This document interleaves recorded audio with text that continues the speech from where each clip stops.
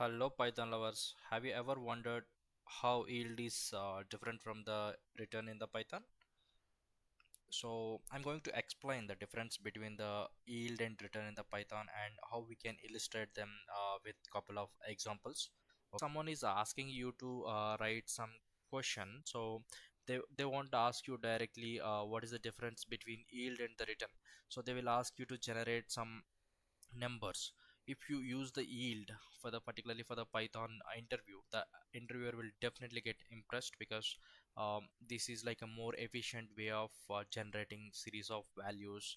Like when you're reading the file line by line, this is a more efficient way of doing. The way we can illustrate yield is like a function that can pause and resume, okay, while the return is like a function that completes its execution and exits.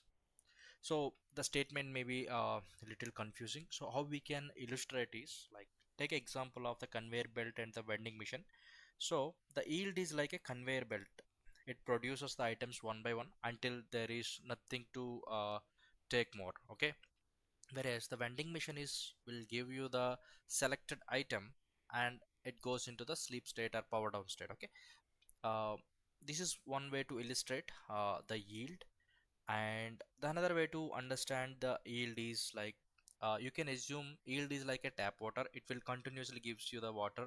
You can fill as many classes you want, whereas return is like a water bottle. You take the water bottle and that's it, it's exits.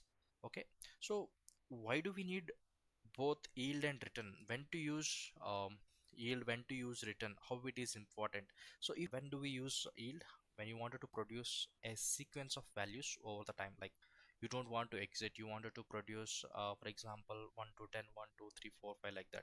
Okay, not like a list of values. And when you wanted to save memory, not storing all of them, as I said, like if you don't want to save all of them in a list but you wanted to produce the series of values. And when you wanted the function iterable that can be paused and resumed. For example, when you are creating a Fibonacci series where we need to pause it and we will create a series. In those kind of examples, this is the best way to the best one to use is yield. Okay, when do we use return? We all know that when you wanted to return a single value or the complete function, and we don't want it to pause and resume, where we wanted to return the value immediately. And uh, this is where we use the return generally. Okay, so let's see the example. Okay, so for example here I have taken two small functions like return example and yield example. The first one just returns a list of values. The second one is actually iterating over the list of values and it is yield that particular value.